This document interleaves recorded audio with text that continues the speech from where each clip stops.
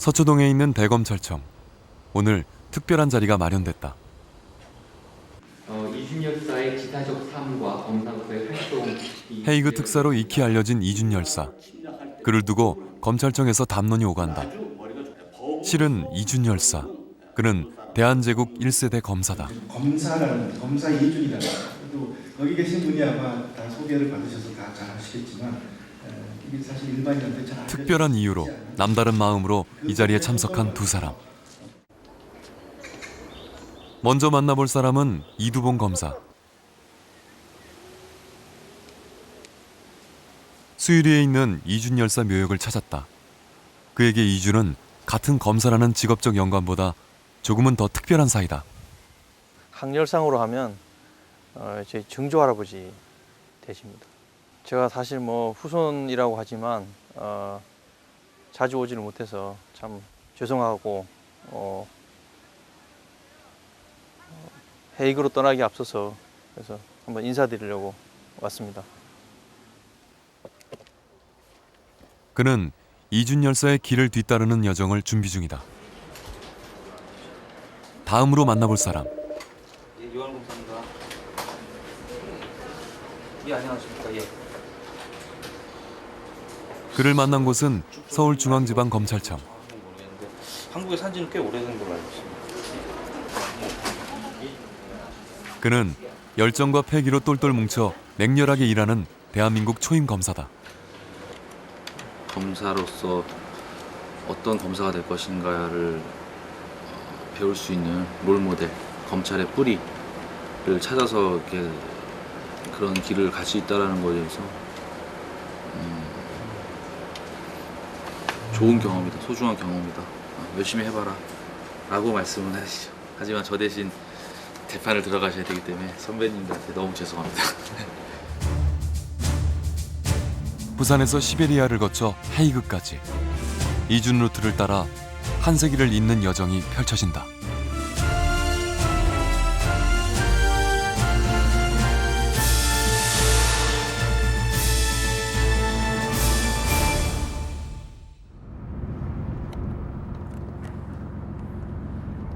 두 명의 현직 검사가 과거 이준이 갔던 헤이그 특사의 길을 되짚어간다.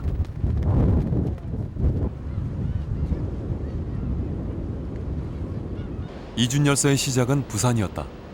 하지만 현재는 블라디보스토크로 향하는 배편이 없기에 그들의 여정은 동해에서 시작된다. 또 가시는 동안 엄청난 고생을 많이 하셨을 거라 그런 생각이 듭니다. 그런 분들이 그 희생이 있었기 때문에 지금 이렇게 러시아와 뭐 정식 수교도 하고 저희들이 편한 상태에서 블라디보스토크로 가고 있습니다. 어떻게 봐서 저는 기분이 그래도 이렇게 이 블라디보스토크를 향해서 가면서 이준 열사를 향해 가지만 한편으로 마음이 이렇게 되게 뿌듯한 게 100여 년 후에 대한민국의 모습은 이런 모습이다라는 거를 가지고 떠나는 여행이기 때문에 한편으로는 마음이 든든하고 좋습니다. 그들만의 특별한 여행. 앞으로 그들에게 어떤 일들이 펼쳐질까? 기대와 설렘이 가득한 여행의 첫날 밤. 블라디보스토크로 향하는 배인지라 두 검사를 제외하면 대부분 외국인들이다. 여행이 주는 뜻밖의 선물, 새로운 사람들과의 만남이다. 우리나라 말을 잘 하시네요. 그래도 아직 잊어버리지 않으시고. 아버지 말한 게 머리 안에 있어요. 그 말이 조금 나와요. Вообще цель вашего вот всего маршрута? 무슨 일이 있는데 블라디보스토크 내려가요. 예전에 우리나라 독립운동 하시던 분이 계신데요. 그분이 블라디보스토크를 해서 시베리아 횡단 열차를 타고 모스크바 거쳐서 상트페테르부르크에서 베를린, 그 다음에 브뤼셀, 그 다음에 헤이그 이렇게 가신 일이 있거든요. 그분이 가신 길을 그대로 따라가는 겁니다. 이해하시겠어요? 네. А что он именно сделал? Какой вклад он внес? Это я не хочу. 이준입니다. 이준. 그분 이준. 이 성함이 Вот такой человек. 이준. Ичун. 이준. 예. 외국인들 입속에서 이준이라는 말이 나올 때 조금 뭉클하기도 하고 좀 보람 있기도 하고. 각자의 뜻과 숙제를 안고 그들은 함께 장도에 오른다. 풍전등화 같은 나라의 운명 앞에 구국의 길을 찾던 고종 황제. 그에 의해 선택된 이가 바로 이준이었다. 을사늑약으로 외교권을 빼앗기고 고립무원의 군주였던 고종 황제는 만국 평화회의에 마지막 기대를 걸었다. 두 어깨에 나라의 운명을 짊어지다. 고종 황제의 마지막 특사인 이준이 그렇게 자신의 운명 속으로 걸어 들어간다. 나라의 운명을 짊어지고 헤이그로 향하던 그의 심중을 어찌다 헤아릴까? 얼마나 뜻을 이룰 수 있을지, 그 고소가 어느 정도 그 강대국들한테 납득이 될지, 그리고 실제로 나라에 어떤 도움을 줄 수 있는지 여러 가지 생각이 교차했을 걸로 그래 보입니다. 이준 열사는 헤이그 특사 3인 중 한 명으로 우리에게 깊이 각인돼 있다. 하지만 그의 이력서 첫 줄에 적힌 평리원 검사. 오늘 주목하고자 하는 부분은 바로 검사로서의 이준이다. 1895년에 기존의 종전의 재판 제도를 바꿔서 새로운 재판 제도로 들어갔고요. 그때 뭐 검사 제도라든가 아니면 지금의 법원과 유사한 재판소, 그리고 뭐 약간은 과도기적이지만 근대적인 소송 제도가 들어오게 됩니다. 이것을 운영하는 주체로서 판사와 검사를 양성할 필요가 있었습니다. 그래서 법관 양성소를 설치하였습니다. 그런데 물론 이준 열사는 그 가운데 제1회 입학생이자 제1회 졸업생이었습니다. 뭐 그 과정이란 게 사실 따지고 보면 이제 6개월밖에 안 됐습니다. 속성 과정이었지만 한국에서 배출된 최초의 근대적 법학 교육을 받은 법률가들이다 라는 점에서 큰 의미가 있고요. 이준은 1896년 한성재판소 검사부에 임명된다. 그리고 헤이그로 가기 한 해 전인 1906년 평리원 검사에 임명된다. 당시에 국제법에 대한 지식은 사실은 만국공법이라고 해서 국제사회에서 나라와 나라가 어떤 조약을 체결할 때는 이러저러한 절차를 거쳐야 한다. 근대 사회의 어떤 그 법률적 지식에 해박하다. 이런 것들이 고종에게 이준을 이렇게 특사단의 일원으로 추천하고 또 고종이 이준을 발탁하게 된 배경이지 않을까 이렇게 생각합니다. 이준 열사 역시 이 바다를 건너갔으리라. 하지만 100여 년 전의 백길은 지금과는 많이 달랐을 터. 마르데 자파사는데 마르가 배 바다라는 뜻이에요. 바다죠. 예. 아, 프랑스에서 우리나라 그 당시 연안을 이렇게 실측해가지고 자기들이 이제 만든. 그때는 북한이 여기가 없으니까 뭐 스트레이트 바로 갔을 거예요. 바로 여기서 쭉 바로 와버리지. 그럼 지금은 어떻게 되는 겁니까? 지금은 우리 동해에서 기점해서 이 선 끊은 대로 이 우리 항해 계획도거든요. 예. 이렇게 가죠. 거의 아마 화물선을 이용했을 거예요. 예, 맞습니다. 그때는 예. 그런 식으로 많이 했어요. 뭐 유럽을 갈 때라든지. 그러니까 화물선에 여객을 탈 수 있는 그 방들이 많이 있거든요. 그래서 동성에 가는 방향. 100여 년 전 이준의 백길은 얼마나 걸렸을까? 이틀 뭐한 7시간 8시간 일이 걸리네. 이틀 하고 이틀 반 잡아야 될 겁니다. 그때는 천천히 갔었어요. 이틀 반. 이준은 부산을 떠나 첫 기착지인 블라디보스토크에 도착하게 된다.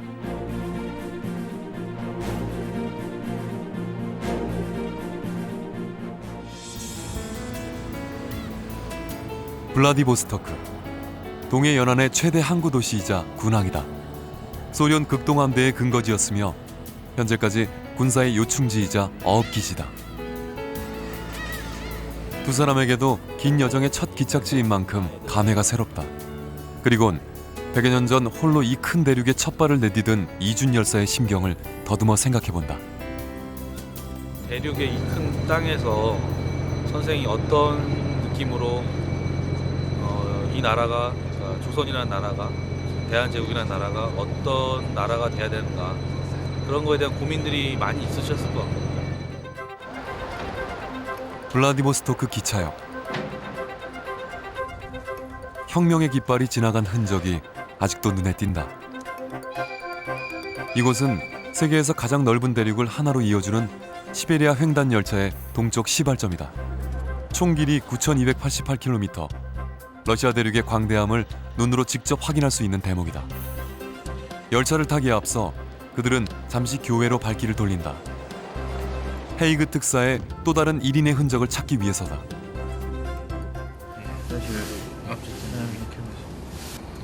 여기 지금 이상설 선생 유업이 해가지고 러시아 말로 라즈돌리노에 강, 라즈돌리노에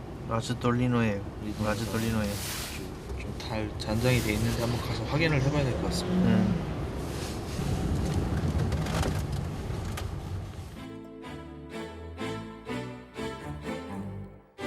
이준이 블라디보스토크에 온 이유, 바로 또 한 명의 헤이그 특사 이상설을 만나기 위해서다.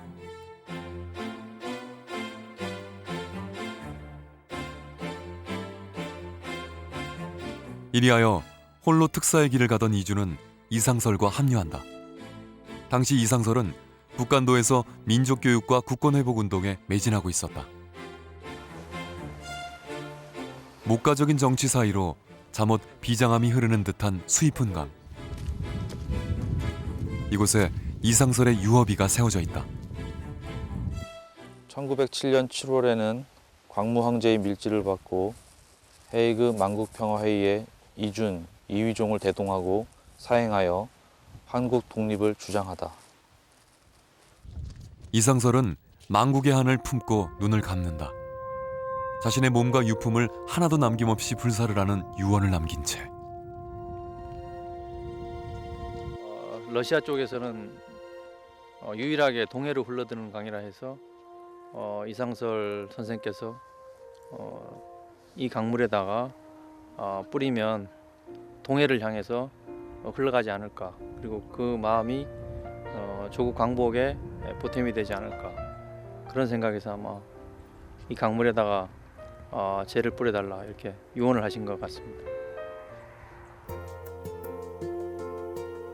기차를 타야 할 시간. 이미 시간은 자정에 가깝다.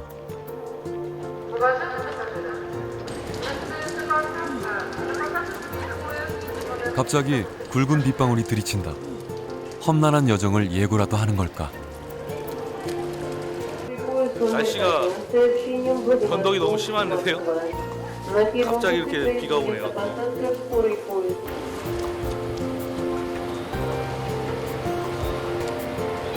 드디어 기차가 들어온다.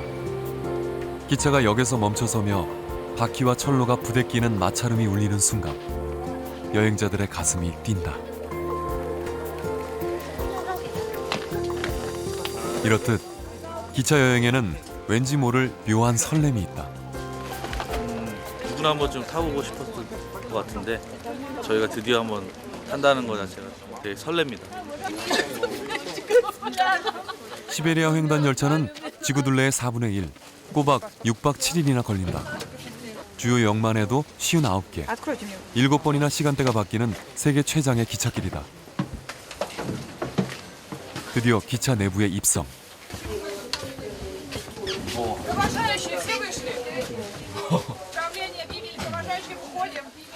기차 내부는 이미 세계 각국의 사람들로 북적인다.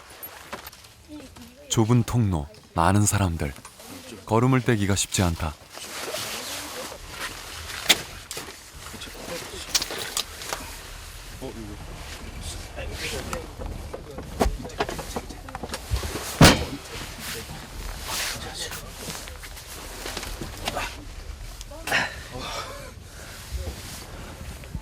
출발하는 게 벌써. 사람들 해치고 나오는데 고생 좀 했습니다. 아, 이런 느낌일 줄 몰랐어요. 이제 탔습니다. 네. 이제 갑니다. 긴 여정에 숙식까지 해결해야 할 이곳. 일단 잠자리가 관건이다.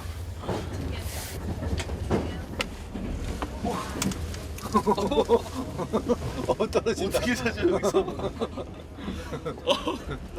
그거 떨어진다. 저 뒤척임 되게 심한데. 그리고 이거 좁아가지고 어떻게 앉아 있을 수도 없고 되게 이상한데요. 네, 어떻게 될지 잘 모르겠습니다 지금. 아우 딱 맞나요 여기? 저기 괜찮으세요? 괜찮아. 예. 아니 이쪽으로 오는 것보다 이쪽으로. 이래저래 몸둘 바를 모르는 두 사람. 어쩐지 앞으로의 일정이 걱정이다. 예, 뭐 일정이 좀 빡빡해서 피곤하긴 하지만 괜찮습니다. 기차에서의 첫날 밤은 이렇게 깊어간다. 차창 너머 자작나무 숲이 붉다. 생명의 기운을 담은 붉은 빛이 어둠을 젖히고 나선다.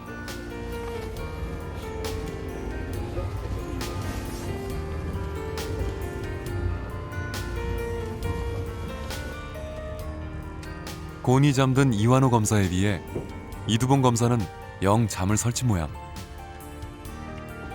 이준 열사께서 부여받은 임무는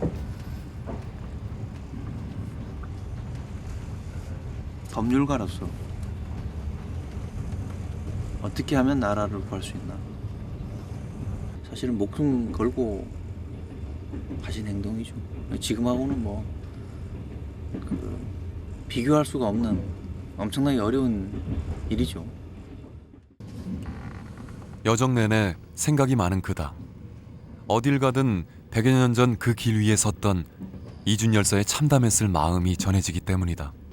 아마 가면 요번에 가면 못 돌아올 것 같다. 상당히 좀 어떻게 보면 비장한 마음으로 가신 걸로 제가 알고 있습니다. 집에서는 전부 다 무슨 일인지 몰랐지만, 그러니까 저희 할머니가 모르셨잖아요. 모르셨던 이유가 그 따님한테도 이야기를 안 하시고 좀 비장하게 해서 가신 걸로 알고 있습니다. 100여 년 전 광활한 대륙을 횡단하는 열차. 그 열차에 몸을 실은 대한제국의 운명을 짊어진 두 사람. 어찌하면 국제법적으로 일본의 부당성을 알릴까 고심했으리라. 블라디보스토크에서 상트페테르부르크, 베를린, 브뤼셀을 거쳐 헤이그에 이르는 길. 그들의 여정은 봄에 시작해 지구 반바퀴를 돌아 여름에서야 끝이 났다. 이준은 헤이그 특사로서가 아닌 검사로서 어떤 족적을 남겼을까?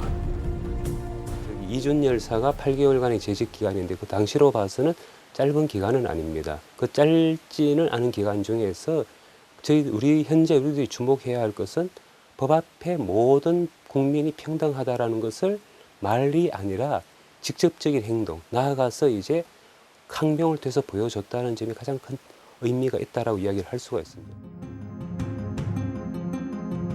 일종의 특별 사명권인 은사안의 작성과 관련하여 법부의 상관과 형리형 검사 이준이 정면으로 충돌하자 이준은 법부의 상관을 고소한다. 그 당시로서는 실로 파격적인 처사. 법 앞에서는 위아래가 없음을 몸소 보여준 그는 불의를 용납하지 않는 꼿꼿한 지사형 법률가였다. 어릴 때 이런 이야기가 있었던 것 같습니다.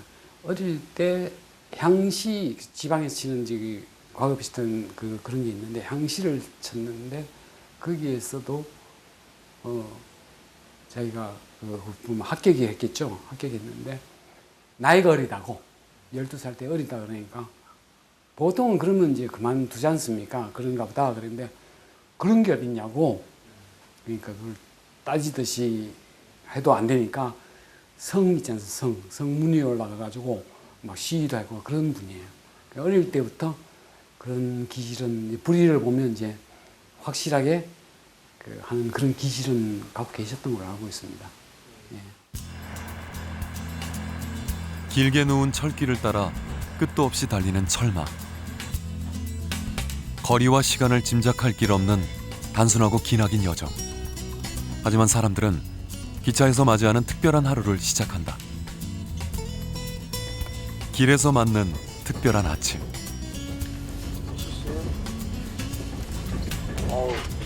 날 밝았네요. 좋은데요. 풍경은 똑같아? 네? 풍경은 똑같고 가도 풍경이 바뀌지가 않고 똑같아. 자작나무 숲, 들판. 잠에서 깨자마자 맞닥뜨린 첫 풍경. 끝도 없이 이어지는 자작나무 숲이다. 아침 드셔야지. 컵라면 준비하겠습니다. 아, 숙달된 조교의 자세로. 아, 이제 적응이 되는데. 오늘 아침 준비는 후배 검사 환우 씨의 목. 사실 더운 물 받는 것이 다인 준비할 것도 없는 아침상이지만 말이다.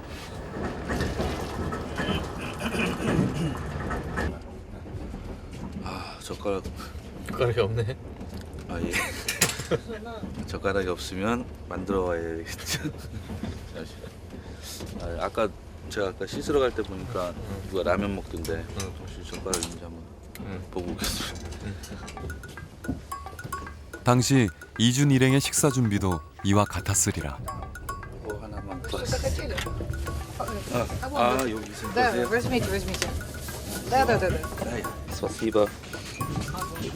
다 됐습니다.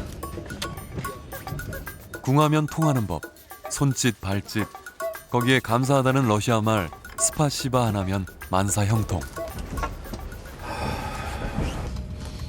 맛있겠다. 네? 맛있겠어. 네. 어떤 사람은 달라고 그러니까 자기 먹는 거 하나 더 없냐고 그러니까 그걸 모르나. 시베리아 벌판 지나가면서 컵라면 먹으니까 진짜 맛있네요. 어떠세요? 라면이요? 아유, 뭐 말이 필요 없죠. 외국 나오면 라면이 최고죠. 예. 정말 맛있습니다.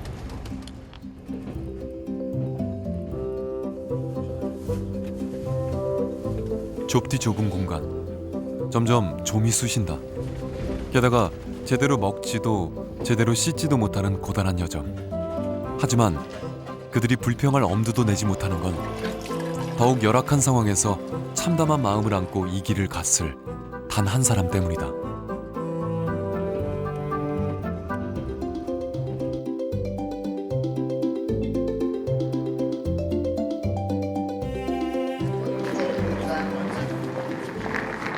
드디어 다음 기착지에 도착했다.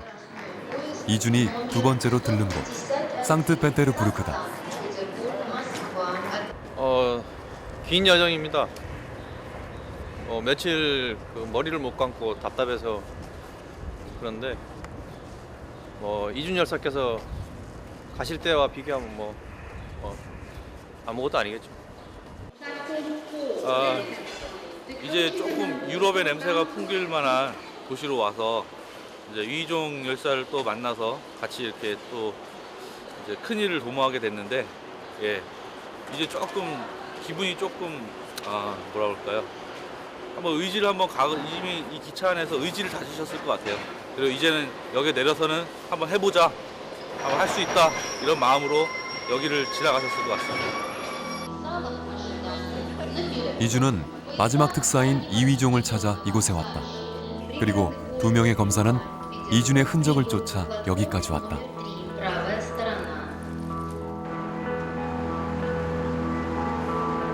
러시아 제2의 도시인 상트페테르부르크는 표트르 대제가 서구로 향한 창이라는 정연한 도시계획하에 건설한 도시다. 1918년까지 러시아 제국의 수도로서 문화의 중심지였다.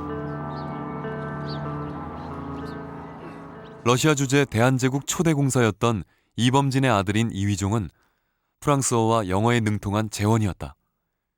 이위종의 합류로 헤이그 특사의 3인이 완성된다. 헤이그 특사 3인은 곧장 헤이그로 향하지 않았다. 그들은 이곳에서 할 일이 있었다. 바로 러시아 황제에게 도움을 요청하는 일이다. 3명의 헤이그 특사가 단호한 결의와 함께 일말의 기대를 안고 이 길을 걸었으리라. 특사 3인은 그 당시 황제인 니콜라이 2세를 찾았다. 하지만 궁전의 위용만큼 그 문턱도 높았다. 요청을 받아두지 않아가지고 낙심을 많이 하고 있어요.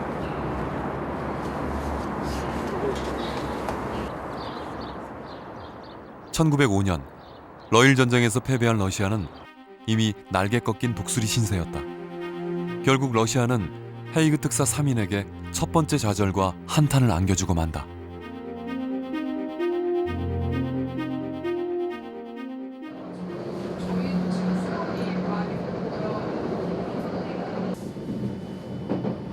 마지막 종착점을 향해 가는 길. 어째 두 사람 모두 말이 없다. 상념이 깊은 길이다.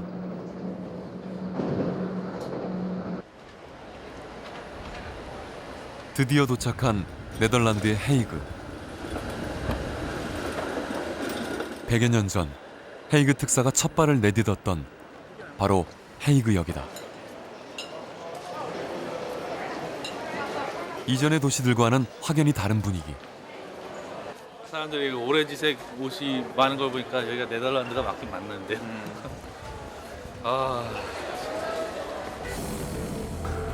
그 옛날 이곳을 찾은 특사 3인이 이곳 사람들의 눈에는 어떻게 보였을까?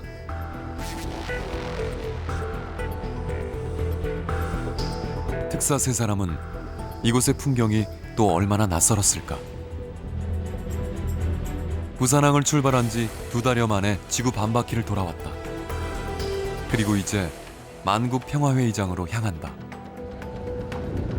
이준 루트를 찬찬히 되밟아 오다 보니 이젠 100여 년 전 그의 심경이 절로 와 닿는 듯하다.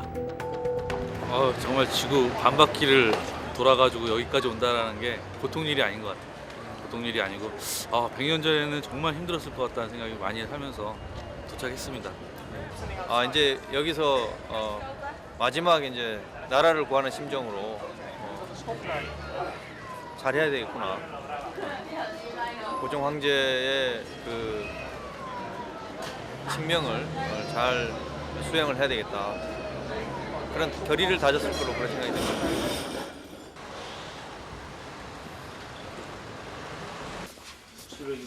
먼저 숙소를 정하고 여장을 푼다.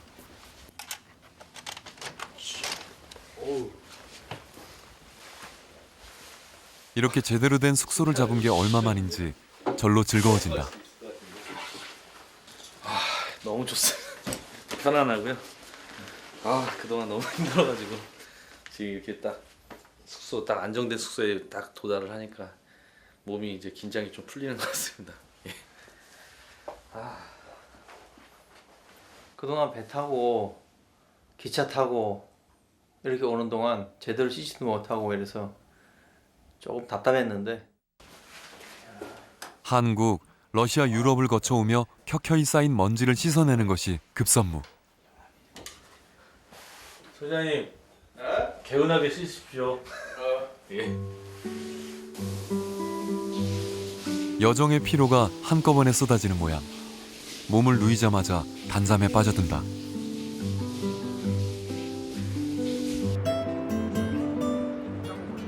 헤이그는 역사적으로 평화의 도시이자 법의 도시다.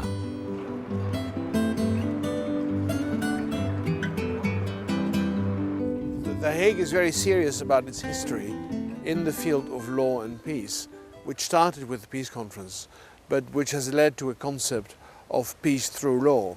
And the International Court of Justice, which is the highest body of the UN in the field of law, is the expression of that idea that you can bring peace by applying international law.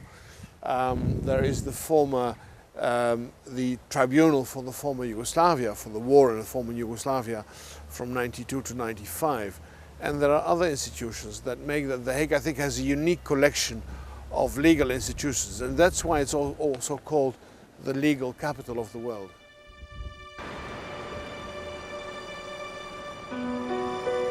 헤이그 시내 중심부에 위치한 비넨호프. 그 안뜰에 두 개의 탑이 뾰족이 솟아있는 드 리더잘 건물. 우리가 잊지 말아야 할 곳, 바로 만국평화회의가 열렸던 곳이다. De Ridderzaal is gebruikt om de gasten die hier aanwezig waren bij de Tweede Vredesconferentie te ontvangen. De Ridderzaal wordt nu vooral gebruikt voor de ontvangst van staatshoofden, staatsbezoeken. En de Ridderzaal wordt ieder jaar gebruikt aan het eind van het jaar om het nieuwe parlementaire, het nieuwe politieke jaar te openen. Dat doet onze koningin. En die komt hier dan met de gouden koets, die stopt dan hier. En de koningin met haar familie die gaan dan de Ridderzaal in en spreken het parlement toe. 1907년 드 리더절의 문턱은 우리에게 높고도 견고했다.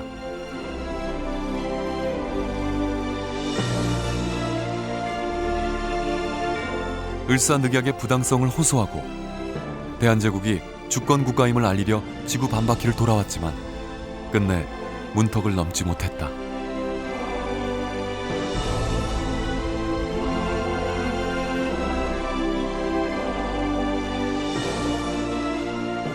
Was een grootmacht in opkomst.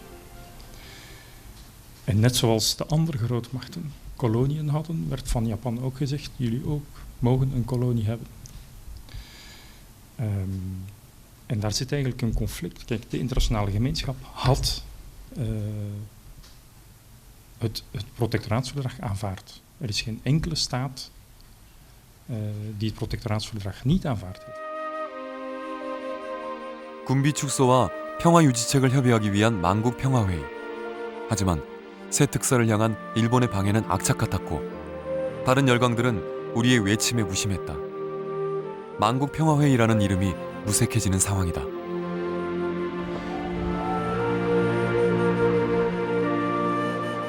백여 년 전 우리가 애타게 문을 두드렸던 이곳.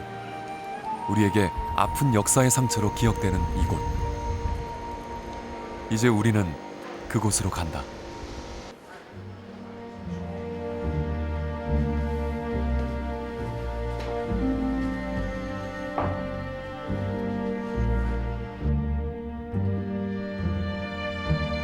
한국인이기에, 특히 이준 루트를 되밟아왔기에 더욱 특별한 시선으로 보게 되는 곳.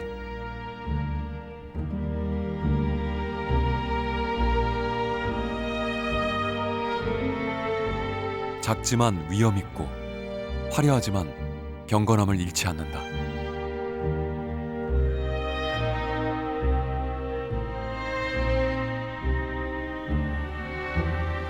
이준 열사와 두 분 특사가 이 자리에 못 들어오셨는데 우리는 참 이렇게 들어와서 감회가 새롭네.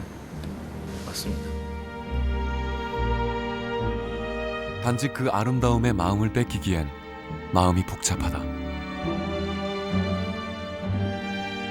이준 열사께서는 이곳에 오신 게 이제 검사로서 한 법률가로서 을사늑약이 고종 황제의 비준을 받지 않은 무효의 조약이다. 그렇기 때문에 그 무효의 조약을 근거로 해서 지금 일제가 침략하는 것이 부당하다라는 걸 주장하기 위해서 오셨던 것인데 그것이 이제 국제 정치의 어떤 냉혹함이나 그런 현실의 문제 때문에 받아들여지지 않고 그런 주장조차도 할 수 있는 기회를 얻지 못했다는 것에 대해서 저 법률가의 한 사람으로서 그런 힘의 논리에 이렇게 좌절되고 꺾인 그런 모습들이 좀 안타깝고 앞으로는 이제 그런 일은 없어야 되겠다. 늘 그렇듯 역사는 돌고 돌아 우리에게 아픈 상처이던 이곳이 이젠 새로운 역사의 시작이 됐다. 홀 오브 나이트. 거기에서 만국평화회의를 했는데 이준 열사가 못 들어가셨죠. 96년 후에 제가 바로 그 자리에서 취임 선서를 했습니다. 그러니까 참 그게 역사의 아이러니 같기도 하고 그 사실을 알게 됐을 때 한동안 며칠 동안 잠도 못 자고 마음이 참 이상하게 흥분이 되면서도 각오를 새로 해야 되겠다는 생각이 들면서도 굉장히 감회해져주면서도 책임감 같은 걸 굉장히 깊이 느낀 며칠 동안 그런 일이 있었습니다. 국제범죄를 범한 개인을 심리처벌하는 국제형사재판소. 그곳에서 만난 뜻밖의 한국인, 국제형사재판소의 수장인 송상현 소장이다. 대한민국 법조계의 위상을 드높이며 왕성하게 활동 중이다.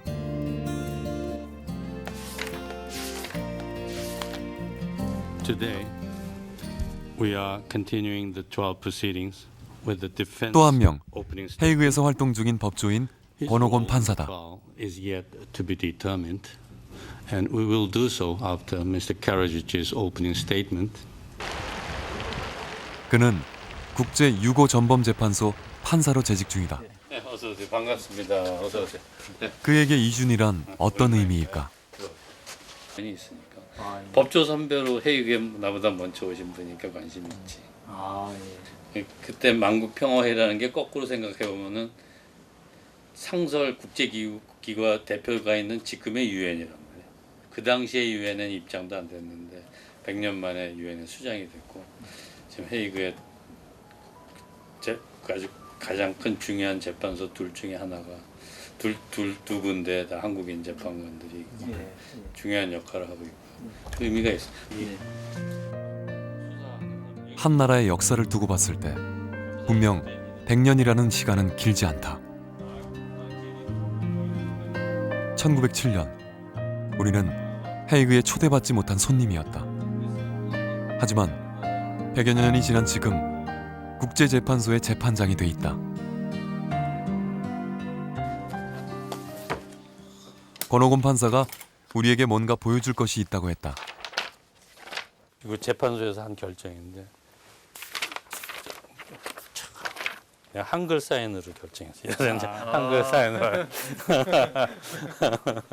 법조 선배로서 그 당시 100년 전에 말도 잘 통하지 않는 여기에 오셔서 그 서양 문물을 접하고 얼마나 문화적 충격과 참담함과 소외감과 이런 걸 느끼셨는가. 그 마음이 참 생각할 때마다 찡하고 하는 걸 느끼고 우리가 이렇게 있을 수 있는 것에 감사하면서 나라를 위해서 절대 좀 남한테 창피당하지 않고 열심히 해야 되겠다는 걸 스스로 그 다짐하는 계기로 이준 열사를 가끔씩 생각하죠. 헤이그 하늘에 태극기가 휘날리는 곳, 이준 열사 기념관이다. 우리 한국에서 우리 고향에서 지구 정반대예요, 그죠? 우리나라의 역사가 있는데 다 아시다시피 1907년 헤이그에서의 한국 독립운동 또 이 세 분들의 활동은 이곳을 운영하는 사람은 한국인 부부. 정신이나 활동은 우리가 기려야 되겠지. 왜? 강제로 불법으로. 가장 여기와 관련돼 있는 다수개 정정의 첫 번째가 뭐냐면 헤이그 특사가 묵었던 곳이자 이준 열사가 죽음을 맞이했던 곳. 이기양 송창주 부부가 그 호텔을 사들여 이준 열사 기념관으로 운영 중이다.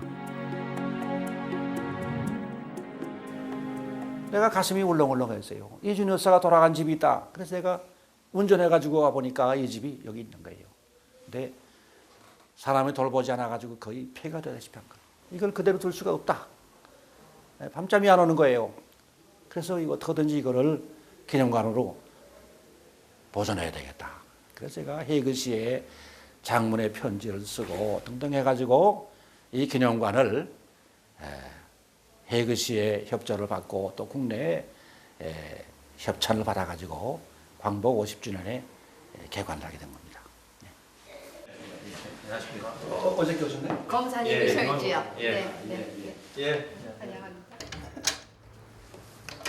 만국평화회의장 입장이 무산된 후 3인의 특사는 즉각 장애 활동에 들어갔다. 이게 굉장히 그들의 이유 있는 항변은 전 세계 언론들의 주목을 받았다. 네. 윌리엄 티스테드가 회장 정문 앞에서 들어가려고 그렇게 노력하는 한국 세 사람들을 놓고 인터뷰를 한 거예요. 이게 The Skeleton of the Party, 축제 때의 해적.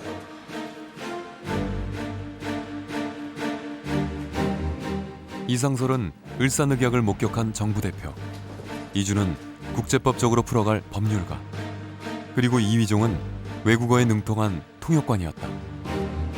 특사 3위는 을사늑약의 부당함을 세계에 알리기에 그야말로 최상의 조합이었다.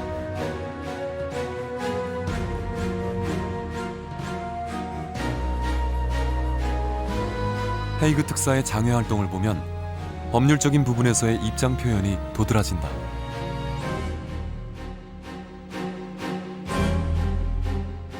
이 부분에 있어 이준의 역할이 컸으리라 미뤄 짐작할 수 있다. 황제가 사인을 하셨다라면 이거는 조약이야. 조약인데 내용상 보면 외교권은 일본으로 가. 그러면 지금 외교적인 평화회의, 네, 일본을 거쳐 들어오시오. 이건 논리적으로 딱 맞는 겁니다. 그러나 고종 황제께서 사인을 했대라고 한 그 전까지는 완전히 거짓말이죠. 180도 돌려놓아야 맞는 서류예요. 이곳에서 특사들의 활동을 담은 귀한 자료들을 만날 수 있다. 모두 현지에서 발품을 팔아 모은 자료들이다. 문서 보관소 같은 데서 이제 자료가 나오는 귀중한 거니까 보물 이상이에요. 너무 기뻐요. 그 다음에는 슬퍼요.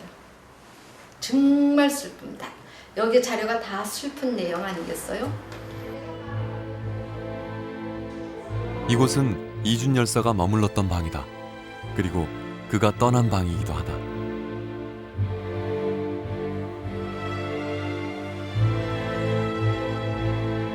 장애 활동을 펼치던 이준은 홀연 호텔방에서 숨을 거둔다. 헤이그에 온 지 20여일 만의 일이다. 돌아오지 못한 특사 이준의 마지막이었다.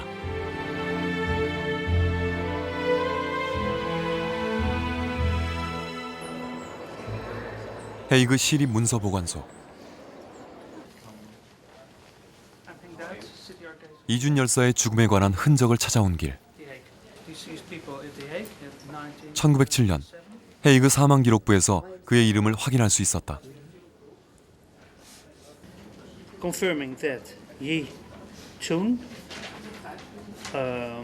prosecutor or lawyer, living at Seoul in Korea, the 14th this month in the evening at 7 o'clock here in The Hague has died. 하지만 그의 사인에 대한 명확한 설명은 들을 수가 없었다.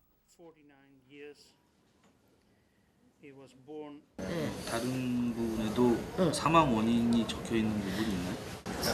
Not in the death certificate. They have to register the cause of death, but they don't register it in the death certificate. 기록 자체를 그대로 보관하는 장소는 여기 말고 다른 데는 또 없나요? We have a certificate of death with the cause of death. There are several searches and investigations in the past, also in the archives of the police of The Hague, and as of yet we didn't find anything, I'm afraid. 그의 죽음을 처음으로 전한 현지 신문 기사 역시 사망 소식만을 짤막하게 보도할 뿐이었다. 그 옛날 고종 황제의 멸사로 만국 평화회의에 갔던 이준 열사는 이제 말없는 넋이 되어 돌아왔는데 이 열사가 묻혔던 무덤에 타국에서 쓸쓸하게 죽음을 맞이한 이준은 56년이나 지난 1963년 다시 고국 땅을 밟는다. 돌아오지 못한 특사 이준의 귀환이었다.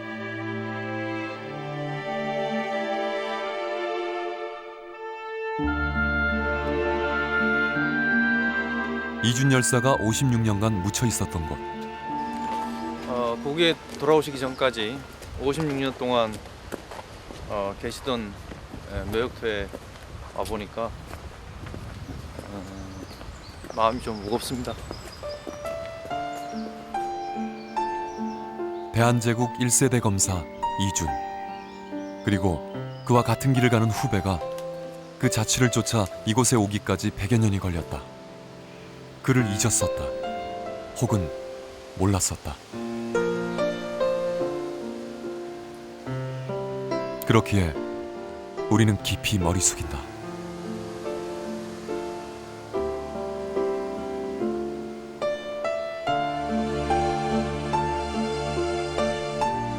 오늘을 사는 우리는 이준의 검사로서의 길을, 특사로서의 길을 기억해야 한다.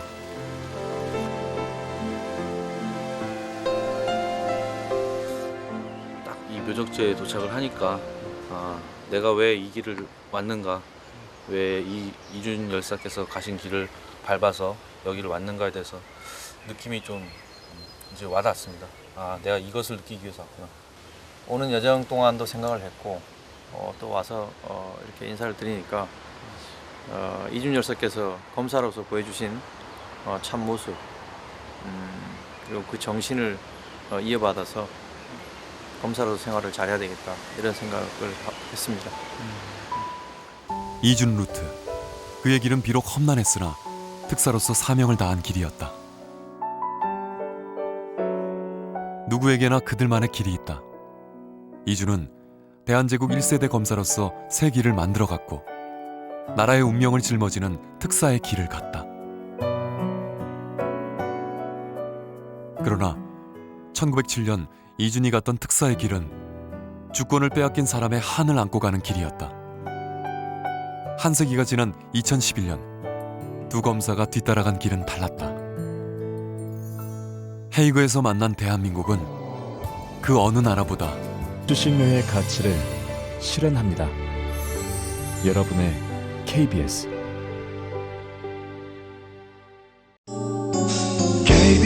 KBS